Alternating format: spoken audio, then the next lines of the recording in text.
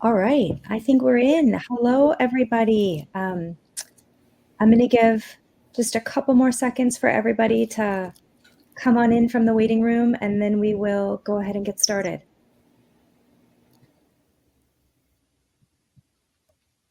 Welcome, welcome. All right, it looks like we have a really great group already in here, so I'm going to go ahead and kick us off. My name is Kim Fredkin. I am from Lettuce, who's hosting this conference today. We are so happy to have you here, and I'm so excited to be hosting this session on referrals because it's such an important part of all of our businesses, and there is nothing better than a fresh referral. And you know what's even better than that? It is a steady stream of referrals that come naturally without you ever having to make those awkward asks or feel like you're chasing people down. And the reality is the best solo businesses aren't built on cold outreach alone. They're built on relationships that naturally turn into referrals. And just like you don't have to go it alone when it comes to building your business, you don't have to go it alone when it comes to building your solo finances either.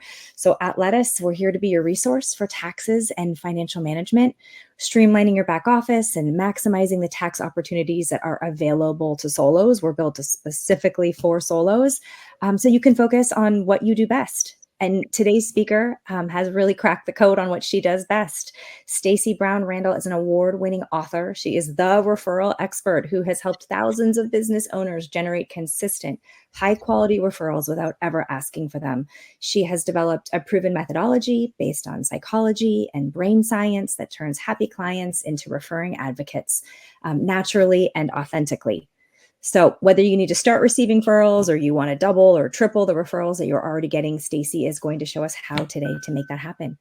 Before I let Stacy take over, just a couple of things around general format for today's session. So each session is scheduled to go 45 minutes, and that gives you a quick break before you can jump into the next piece of content we have scheduled for today. As Stacy presents, we have two functionalities to the right. We have a chat. Stacy's going to be asking a lot of questions. We'll be using the chat. And then there's also Q&A. So if you have questions that you want us to answer after, we're going to save some time for a live Q&A at the end. Please use the Q&A box. And then if you see a question in there that you like or you want a +1, please do so. We'll move that to the top to make sure to address it first in the time that we have. What else? On the right side panel, you're also going to see an offers section. There's offers in there from Lettuce as well as from Stacy. So check those out. And you can also find them in our resource center later in the day today. And then last but not least, before we get started, Stacy has just launched a new book. I think it was just 2 weeks ago, the Referral Client Experience. And I'm going to drop that link in the chat so you guys all have an opportunity to get that as well. But without further ado, I'm going to hand it over. I'm going to go off camera and hand it over to Stacy so you can take it away. Perfect. Thank you so much. All right, let's get this going. We gotta have a PowerPoint. If it's a summit, you gotta have a PowerPoint. Like, what is a presentation without a PowerPoint these days? Great. All right, I am so excited to dive in with you guys and talk about referrals, specifically referrals without asking, which of course is the way most of us want to generate them. Here's one thing I want you to know about referrals. There is a lot of thoughts and opinions and ways you should do it and the have tos. And if you don't do it this way, you don't get them. There are people who take the definition of referrals and they have watered it down and taught people that it means different things than it actually means. And there are people who use referrals and they say, hey, if you use this service, you can get referrals. Sometimes that means it's used as clickbait because some of those things you can't actually generate referrals from. There's just a lot around referrals out in the marketplace today because it's the thing we all want. So it's the thing that gets our attention when someone says, hey, we can get referrals, right? We can get you referrals. And so I just want you to understand from that perspective, there is a lot of noise when it comes to referrals, a lot of noise. And that noise means that you probably have some thoughts and some opinions about how to generate referrals in your business that may be keeping you from generating them because you don't love the advice that you've been hearing. So there are a number of solutions. I need more than 2 hands to count all the different solutions of how people try to teach referrals. But there are 4 that drive me crazy. They literally drive me insane. So I'll do my best not to go in a soapbox right now because we've got a lot of other great information to get to. But some of those solutions that I want you to be aware of that are the big ones that we are always hearing are The first one, of course, being, you've heard it, it's part of the title, right? The asking, that, hey, if you want referrals, you're going to have to be willing to ask for them. And so you'll hear people say things like, hey, don't be afraid to ask, right? Or 25 ways to ask for a referral without looking desperate. Most people, I'd say like 98%, that it's technically a made up percentage, but I know I'm probably close to being right. About 98% of folks don't want to ask for referrals. It's awkward. It's uncomfortable. It's not what they want to do. So it feels, right, if it's awkward and uncomfortable, people are unwilling to do it. And so what we're taught is, well, then you have to ask and then get over yourself, right? Here's how to do it without being desperate. You can't be afraid. You just got to do it. And that advice has been taught to us for decades and decades and decades, right? And that can be very, very exhausting. The next one I always hear people talk about is the incentivizing, right? It's the kickback. It's the under the table, hey, I'll give you 10% for every client that you refer to me, right? In that case, it's actually not a referral. It's passing a lead and getting money on that lead. I'm not talking about affiliates. That's very different because that's disclosed up front. I'm talking about the under the table kickback from that incentivizing perspective. The third one that drives me insane is when people feel like they have to be overly promotional and gimmicky, like those that put in their email signature, hey, the greatest compliment you can give me is a referral. We definitely do not need to have that in our email signature or put it in your newsletter, right? Oh, I would love it if you would refer me, right? The greatest compliment you can give me. Don't keep me a secret. So we're taught that if you want referrals, the way to trigger them is to be overly promotional and gimmicky. And that doesn't work for how most of us want to show up as the expert in our business, right? Or we're told we got to network. We got to know a ton of people. We've got to always be seen. And if we're not always seen, then of course, people will forget us and then they'll never remember us and they can't refer to us, right? Okay, so these are the four that drive me insane because we have been told we have to believe them and they're not true. Yes, you can do those if you want to. You're a unicorn and in the small minority of humans that want to. The other issue though is they don't work long term and I'm going to explain why in a minute. But there is one solution that truly breaks my heart. And the one that truly breaks my heart is this one. Hey, well, if you won't ask and you won't pay for them and do any other things, well, then just do great work and hope you receive referrals, right? Just do great work. And maybe you'll get some referrals, right? They're telling you that because you won't ask and you won't incentivize. And that's not how you want to show up, right? To your people in the marketplace. And unfortunately, over time, this has become, well, if you do great work, you should just get referrals. Doing great work equals referrals. So I'm curious. Hop into the chat. Tell me, do you do great work? Do you believe the work that you do, not perfect work, but do you believe that you do great work? Just hop into the chat. Give me a yes or a no. Yes, I believe I do great work, right? What does that look like for you? Just give me a yes or a no. Do you believe you do great? Yep. Look, yes, all of you guys are like, this is what I expected. I'd be really sad if I got a bunch of no's. That's right. Yes, you all believe you do great work. Yes. Not perfect work, right? But great work. Not that you don't have mistakes. You know how to fix those, but you are there to do great work. I love it. I even got a hell yeah, right? Yes, you do great work. Okay, so let's stop putting into the chat your guesses for doing great work. So pause on the chat. If you haven't put your guess in, it's okay. Don't worry. There's another question coming from you. So then tell me, are you drowning in referrals? Do you have so many referrals coming in on whether that's a weekly or monthly or quarterly basis that you are drowning in them? Not that you just get a couple of referrals, but that you're drowning in them. Give me a yes or a no, right? Are you drowning in referrals? All that great work, you look at all these nope, right? Nope, no referrals, right? Okay, but here's the thing. You guys aren't wrong. You do great work, but you're not drowning in referrals. So guess what? You're not doing anything wrong. You just don't know what you need to do to be able to generate referrals. And we're going to dive into this because there's a few key things I want you to know and I want you to understand, okay? Because doing great work does not mean you will be under a river of referrals. Doing great work does not actually generate referrals. We're going to break down a couple of areas where you can focus, and I'm going to give you 2 pieces of homework to do if you want to start this journey of generating referrals. All right. So When we talk about what does generate referrals, there's a couple of things that I need you to know. So there's some baseline things I need you to understand before any of the two tactics I want to give you are going to make any kind of sense, right? So I need you to know these things. So let's quickly hit them, right? The first one is, so I can tell that the animation is not working. So it's like the answer is already on the screen. So let me just talk about it like it's already there since you guys can see it. What must exist for referrals is desire and opportunity. But you, as the business owner, you only control the desire. And the desire is that I would choose to refer to you, right? I refer to you, it's based on the relationship we have. So you control my desire to refer to you versus your competitor.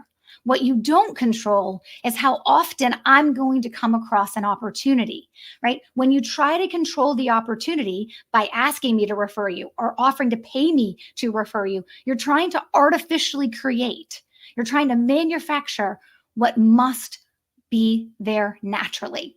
You can control the desire that I would pick you over anybody else, but you don't control my opportunity. And most of the tactics out there today they're trying to teach you how to control opportunity, and it just doesn't exist that way. So if you want referrals, you have to understand that what must exist is desire and opportunity, and you only control desire. So stop worrying about opportunity. But that also means you have to be really targeted on who you're trying to create referrals from, because you want to make sure we're picking the folks who actually come across your ideal clients. The next thing I need you to understand is these basics of referral science, okay? There are some things you have to understand. There are 3 things I'm going to give you right now. I'm not going to give you a science lecture. I'm going to hit this really high level, right? The first thing is referrals aren't about you. If I am thinking to refer to you, right, I'm not thinking about helping you grow your business. I know that may be the first time you've heard that. It's a bonus you get a new client and that you get to grow your business. But when I am actually referring someone to you, it's because I know somebody who has a problem. And in that moment, I get to help them. And the happiness trifecta is triggering in my brain. It's the release of the feel-good chemicals in my brain I'm like, wait, I know how to help you. I get to be the hero. I don't actually verbally say that, but that's what happens in my brain. Wait, I know how to help you. And how I'm going to help you is I'm going to refer you to Katrina. I'm going to refer you to Leslie, right? And so the idea there is referrals aren't about you. So stop making them about you, asking, incentivizing, right? Always trying to feel like be seen at every networking event possible. Those are making it about you. Referrals are really about me helping someone who has a problem solve the problem. And how I help them is you. You're the solution provider. You're how I help them solve the problem. So know your place when it comes to referrals and when they're happening. The second thing is there's a reputation on the line. Now, the psychology of trust is the one that everybody gets with referrals, right? When I refer you to someone, they're borrowing my trust and they're transferring it to you. And everybody gets the psychology of like trust, the know, like, and trust factor, right? Because there truly is a reputation on the line, right? When I do refer you someone, yes, I want to be the hero and help them. I also want it to go well, right? But here's what people get wrong about reputation and trust, right? What people really get wrong is that they assume, well, for you to trust me, to refer to me, you must know how amazing I am. You must know all the certifications and all the degrees I've had and all the continuing education training I've done. You probably need to look at my portfolio. You probably need to understand everything about my business. And the person referring to you is like, don't care. I mean, they don't say this to you, but they're like, don't care, right? I'm assuming because you're in business, you must be good at what you do until you prove me otherwise. So people are so focused on training their referral sources to refer them. They don't want to be trained. They're not dogs, right? They're not pets, right? They instinctively believe you do a great job until you prove them wrong. They do instinctively believe you do a great job. And then, of course, they'll see how that unfolds after they start referring you as well. And that's where you have to grow that trust factor. But there is a reputation on the line, and you do need to understand it. Which brings us to the third point, which is the most important, the type of relationship, so that you can control that desire, but not opportunity, control that desire to refer to you. The type of relationship is key. And everything I teach my clients to do is baked and rooted in understanding behavioral economics. And I want to make this really clear. This is the good side of behavioral economics, not the taking advantage, the evil side, like taking advantage of reciprocity. That is a part of behavioral economics that we don't participate in. So it is also important of how you manage that relationship. And we use behavioral economics to do that. All right, here's the next thing I want you to understand. Where referrals fit in your sales strategy. Forever, we've been taught your sales strategy or your business development strategy has a two-legged stool, right? Prospecting and marketing. There's things you do on the prospecting side, things you do on the marketing side. That's how you build sales. That's your business development pipeline, right? But the reality of it is it's a three-legged stool. And in that three-legged stool, what you need to understand, right, is that referrals is its own leg. So if we look at the first leg, let's see if this will work. Oh, it is going to work. Okay, I'm glad the animation works. It says leg 2, but technically that's leg 1. So this is leg 1. This is the prospecting bucket, right? It's like a bucket. It's all these different activities that you can do. There's nothing wrong with this bucket. Some people buy leads. Some people send cold emails. Some people do a ton of networking. Some people join associations, right? But this is prospecting in nature.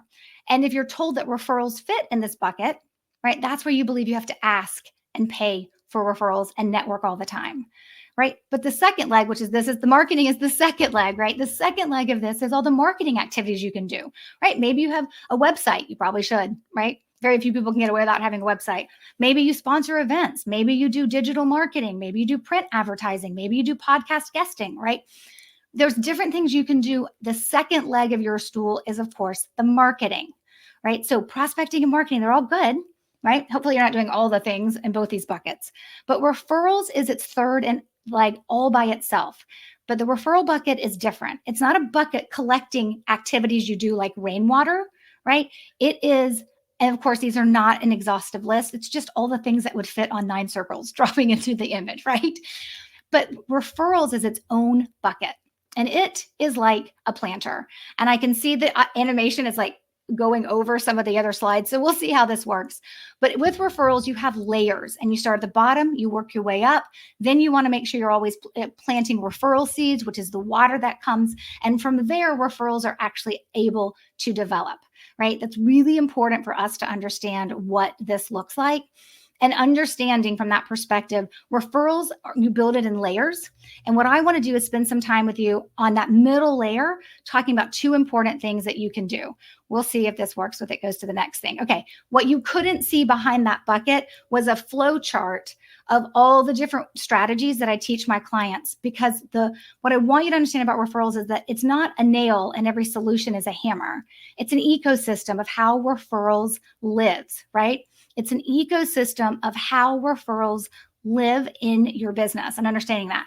What you couldn't see on that one screen is when you looked at the green boxes, blue boxes, and then gold boxes, is on the green side, those are our foundational strategies, right? The green side being our foundational strategies. These are these 3. And where we're going to spend some time are the top 2. Right? Existing referral sources, people who already refer to you, and the referable client experience, which is getting referrals from your clients. I want to give you 2 nuggets in both of those areas. Okay. So just understanding what this looks like. So now you know what you need to know, right? Desire and opportunity. You only control desire. You understand some basics, some overview, high-level overview of the science. You understand where referrals fit within your sales strategy as its own leg, as its own bucket, planter bucket, and really what that looks like in terms of it being in an ecosystem in your business. So here's the thing. Some of you have people referring you right now. I want to walk you through a quick process so you can understand what it looks like to get more referrals from them. It's at a high level. I know it's not going to be every answer to your question. I will give you some resources at the end where you can go and continue on. Because again, they only gave me 45 minutes. So I want to fit in as much as I can. So I'm going to give you a top tip for your existing referral sources. And then we're going to talk about something within your client experience as well, and what that means and why you should do the homework that I'm about to assign to you. Okay, so first up, top tip for existing referral sources is you need to know who they are. Existing referral sources are people who are already referring you. People come to me all the time. They're like, hey, what do I do? And I'm like, the what question comes after the who question has been answered. Let me say that again. The what you do comes after, once you know who they are. You got to know who they are before you can determine the what. So let's look at who they are. Your referral sources are always human, right? If you're buying leads from another place, that place is not referring leads to you. They are handing you leads that you are paying for, right? So it's always a human. they fall into two categories. They're an existing referral source, which means they've already referred you, someone. They may not become a client, but they did refer you, or potential, the people you want to refer you, but haven't ever referred you. Then there are also 4 types, right? They can be your clients, they can be centers of influence, they can be family and friends, and they can be strangers. Some of you will never have a stranger refer to you. Others of you have been in business forever and your reputation has grown over time. And every once in a while, somebody will send someone to you and you don't know who that person is. That's our definition of a stranger, right? The definition of a stranger in this case is they know you, you don't know them. And some of you do work that your family and friends do not understand. To this day, I still don't think my mom knows or understands what I do. She can tell people that I've written books, but I don't even think she knows what a podcast is. And that I have almost 400 episodes on my podcast, Roadmap to Referrals. But so some of you will never have family and friends refer you, but some of you, right? Maybe if you're a real estate agent or an interior designer or CPA, you might. Most of us have our clients refer us and then centers of influence refer us, which is a COI, right? Center of influence, by definition, of course, are people who know what you do, don't do what you do, so there's no competitive overlap, and they come across your ideal client with some level of regularity, right? So you've got your clients and you've got your centers of influence. That's usually where we spend our time and energy. Centers of influence being not everybody you know on LinkedIn, not everybody that's a contact in your phone, but the people who know what you do, don't do what you do, and come across your ideal client with some level of regularity. That's really important. Okay. So here are the basics of knowing who referral sources can be. I want to walk you through how to figure out who they are. And it's a quick and easy 3-step process. First step, you're going to list out your clients. Now, here's the thing. I'm going to ask you to give me 1 year's worth of data. If you've been in business for longer than a year, you should have 1 year's worth of data. So maybe you're going to go back till November of 2024, and that's going to be 1 full year. Now, when my clients work with me, they know they have to give me 3 or 4 years of data, because we now know, okay, if someone's referring you 3 years ago, sometimes it allows us to see potential opportunities that's been lost over time. So if you want the gold star, do 3 or 4. Go back, give me the data from 22, 23, 24, and what you had so far in 25. All right. List out your clients, right? And determine the source, right? And determine the source of where they heard about you, right? Where did they first hear about you? When you determine that source, that means, did they come through a Facebook ad? Were they referred to you? If they were referred to you, we need the referral source's name, right? Did you meet them at a networking event? Did you used to work with them at an old company and then you started your business and they then became a client, right? There's lots of different sources. But if they were referred, you're going to make sure you put in the referral source's name. And then doing this in Excel is the easiest way to do it. You're going to sort that list to show only the referral sources. I'm going to show you what this looks like in a spreadsheet in just a moment. Okay. I did see a question pop in about what if you're just starting out. This strategy is for folks who have been in business at least a year or more and have people referring to them. What's coming up after this, Karen, will be about, hey, if you don't have anyone, you're just starting out, then it'll give you something to consider for your client experience. Okay. So this is only for people who have folks referring to them. Right. And so we will talk about if you don't in just a minute.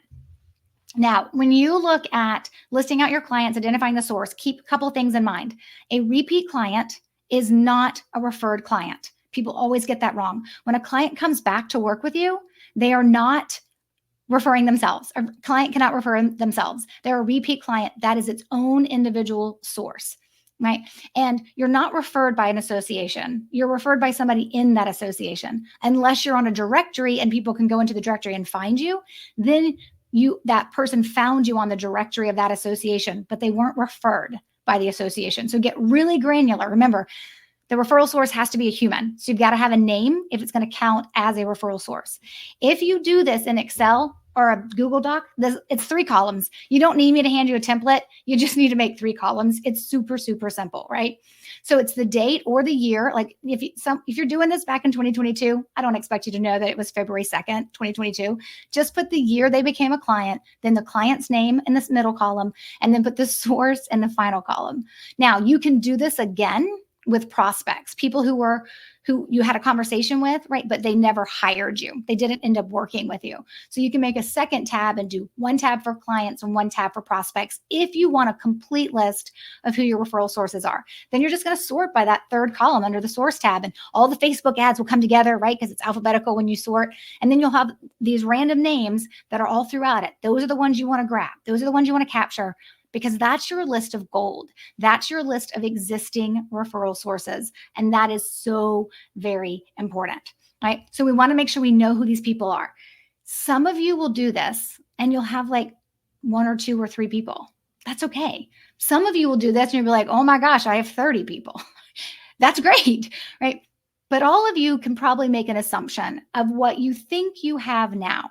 So I'd love for you to tell me in the chat, how many existing referral sources do you think you have? It's okay if the number is 0. No one's holding you to this. No one's going to remember what you put into the chat, right? So it could be 0, 1, 2. It could be 20. It could be 50, right? How many referral sources existing, meaning they've referred you before in the last 2, 3, or 4 years, do you think you have? All right, 5, 2 to 3, 1, 4, 10 or more, 0, a couple zeros, 2s, 3s. I see a 5. Yeah, great. 10. Awesome. Here's the thing.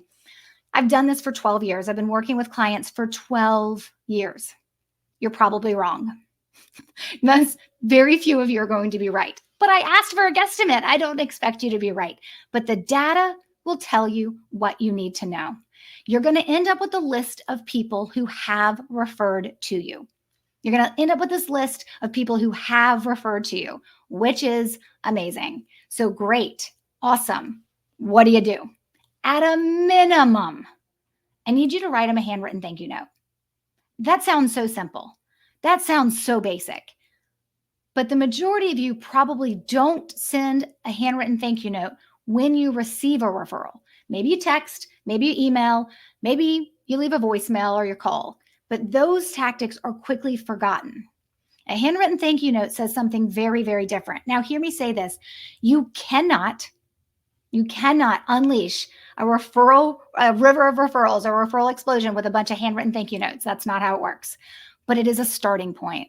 And if you don't need to worry about anything else, if you've never done this. So you're just going to write them a thank you note. Pull out a note card. I don't care if your logo's on the front. I don't want your logo on other things when you do referral stuff, but a thank you card doesn't matter. And write a thank you note saying, hey, thank you for referring, and then list out the names of the people that they referred you. You have it right there in the data in the spreadsheets. Just be like, you may not remember, but you referred me 5, 6, 7 people, right? I just want to say thank you. I really appreciate your referrals. Let me know how I can help you. Boom. 3 sentences. Very, very simple. I know I'm going to get the question about addresses. I bet it's already in the chat. I'm like, I know these things because everybody asks about addresses. You can find them online. Sometimes they're in the contact form of someone's website, sometimes in the privacy policy of their website, but you can also just ask them for their address too. All you have to say is, write this down as I say this, right? Hey, there was something I wanted to send you. Don't tell them what it is. Just say, hey, something I wanted to send you. Do you have an address you're comfortable sharing with me? That's it. It's one question. It's one sentence. Hey there, how you doing?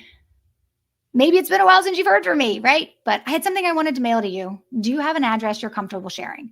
Most people, if they have a relationship with you, will be comfortable sharing an office or a home address, depending on where they're working. And if they don't share it, don't worry. Not everybody will, but most people who've referred to you will actually send you note cards. Here's the thing. This cannot be an emailed card.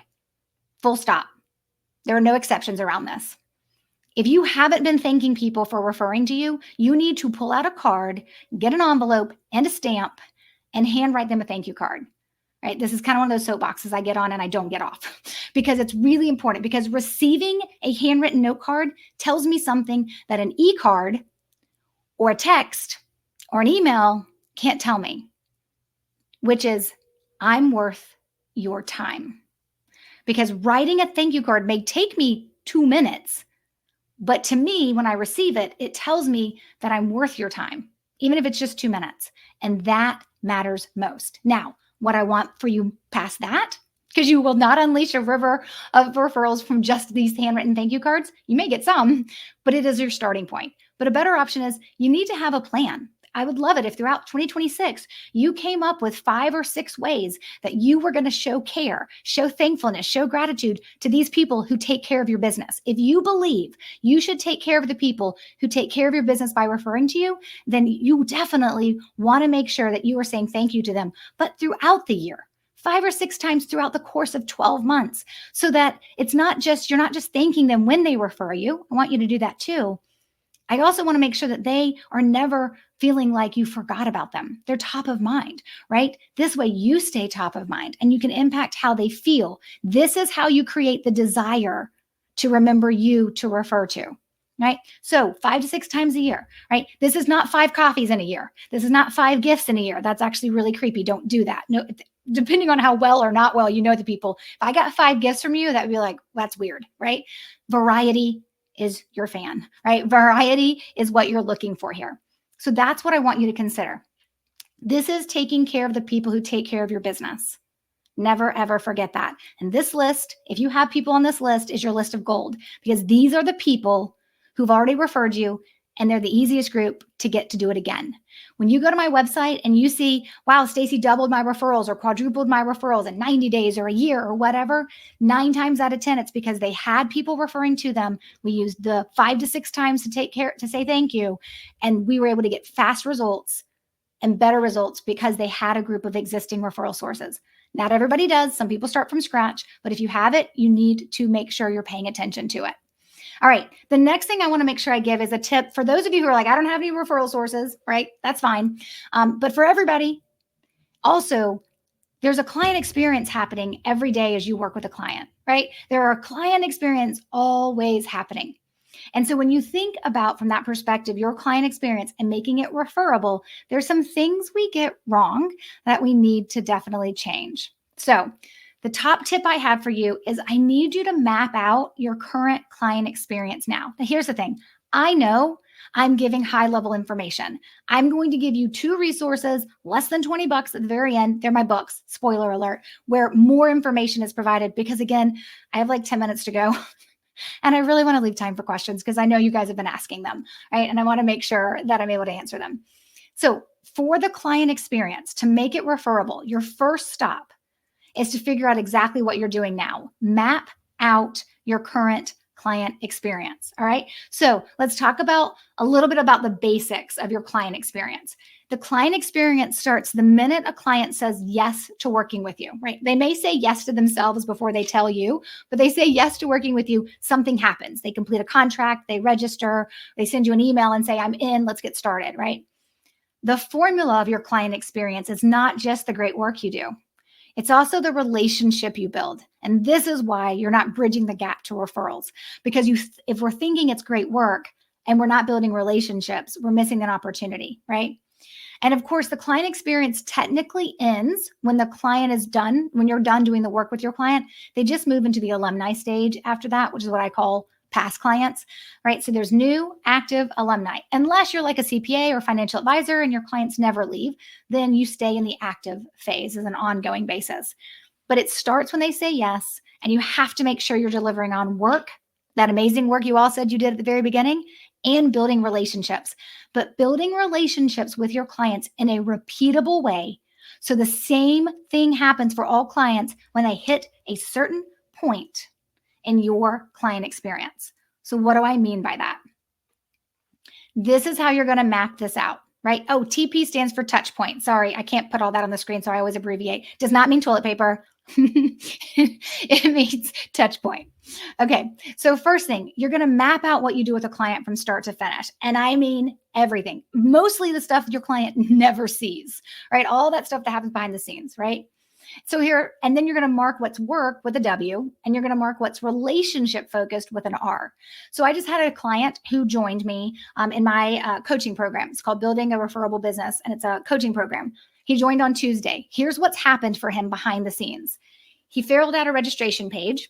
Then he got a contract to sign for the coaching agreement. So he had to sign that. Then he gets a welcome email that explains to him how to do his pre-work, right? He's going to complete his pre-work and upload his pre-work. I'm going to approve it. Then he's going to get an email that's going to let him schedule his 1-hour onboarding call with me privately.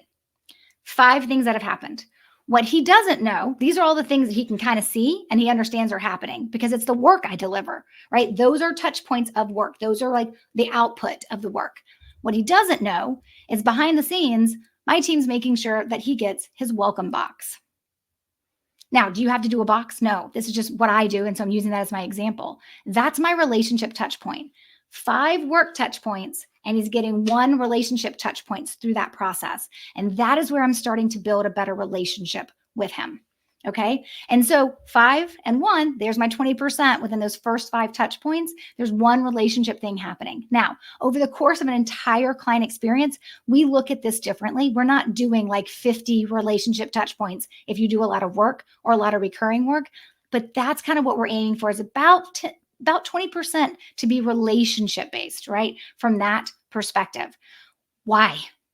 Why do you care?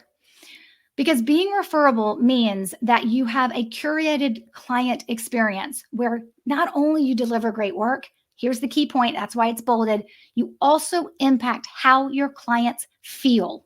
And it is in the feelings that is your client experience. A client experience is defined as how your client feels while working with you. The problem is that we're trying to evoke these emotions we want just from great work, and it's not working. Relationship touch points infused throughout your client experience is the best opportunity to evoke those emotions that really connect your client to you, to feel seen, right? And it allows you to plant referral seeds, language, right? And that is the secret sauce that I teach my clients, as gives us opportunities when we're doing these things to also plant referral seeds. When you have a referable client experience, you're delivering great work and you're building relationships, and then you're ready to bridge the gap to generating referrals. The first thing you got to do though is figure out, what are your work touch points? What does it look like? And are you infusing a relationship? So the example I gave you was the welcome box. Another example, maybe you have a client appreciation party. That can be a relationship touch point. Maybe you send out holiday cards. I do, to all my clients and my referral sources. You can do that too. I also send them to prospects if I have their address at that point in their process with me. Right. So the holiday card can also be considered a relationship touch point. So it's really important that you kind of pay attention to, we're creating an experience here. The first piece of homework I gave you was to make sure you could identify your existing referral sources and then thank them with a handwritten note. You're starting an experience for that group of people, your existing referral sources. And you're doing the same for, of course, your clients. You're building an experience for them that makes you referable. So I said I was going high level. I have a couple minutes left for questions and I want to get to those. There's a ton, so Kim's going to help me figure out which ones to answer. But if you want to go deeper, my first book, Generating Business Referrals Without Asking, is about teaching you the 5 steps you need to understand about existing referral sources. If you don't have existing referral sources, you don't need that book yet. My new book that just came out, The Referable Client Experience, that's of course about the client experience. It's in the title. That's what we were just talking about. So I want to leave that for you guys, and I am going to stop sharing so I can answer questions. All right, perfect. I know there are a lot of questions. Kim, we got about 4 minutes to go. Yes. Hi. All right. I'm going through, there's so many questions. Okay. So let's start with some of the published questions that we have here and see. All right. The first one, let's go. It says, what if you're a new solopreneur? How do you start from scratch to get referrals? Okay, so 2 things. One is the client experience stuff that we just talked about. As long as you have clients, if you read the Referable Client Experience, you will be overwhelmed if you haven't started your business. If you have started your business and you have a few clients, then that's a great book to start with. But the third strategy, that third green box foundational strategy, is our potential referral source strategy. And that one I didn't cover in today's presentation, but I have articles about it on my website, stacybrownrandall.com. Just go to the articles tab. And we talk about it a lot on my podcast, Roadmap to Referrals. So there are resources. It just wasn't covered in today's presentation. Okay, great. All right, I'm going to move that one to answer. Let's see. I think you covered a lot of this, but is there anything else you can share of examples of way of saying thank you 5 to 6 times a year? Maybe a quick recap. Yeah, so here's the thing. Variety matters, but what really matters is making sure it's authentic to you. So there's a 4-part science-backed framework that I teach my clients of how they build their touch points. None of my clients ever have a cookie cutter copy touch point plan, outreach plan as the next client of mine. They're all individualized because it matters who your referral sources are, and it matters what's authentic to you, right? So let me give you an example. One time I realized when I did this, when I was a productivity coach, which is how I developed this whole referral strategy, was just trying to get referrals for myself as a productivity coach. I learned that the majority of my referral sources mirrored my clients. They were parents who also owned businesses. So parents that were business owners. And so I decided to recognize Mother's Day and Father's Day for my existing referral sources, right? So on Mother's Day, I actually sent a Wonder Woman water bottle to my referral sources, and just to say they're seen, like, hey, never forget you are a hero, right? And so it's things like that that make them see you differently and that you connect with them differently. So it's not, like I said, it's not 5 gifts, but maybe a gift of the 5 would be great. You probably need to spend some one-on-one time with them at least once. Nobody has time for coffee 5 times a year with you, right? I mean, maybe they do. Most people don't. You probably don't, right? But you got to think about the variety of what that looks like, but it's got to be authentic to you. That is a great segue actually to the next question, which is, what do you do in a situation where your referrals are like good friends of yours? You know, they're not business acquaintances, but they're sort of close in your network. And it might feel weird or stiff to do a card or outside the bounds of how you typically navigate together. Okay, then own it. I love calling this own the elephant.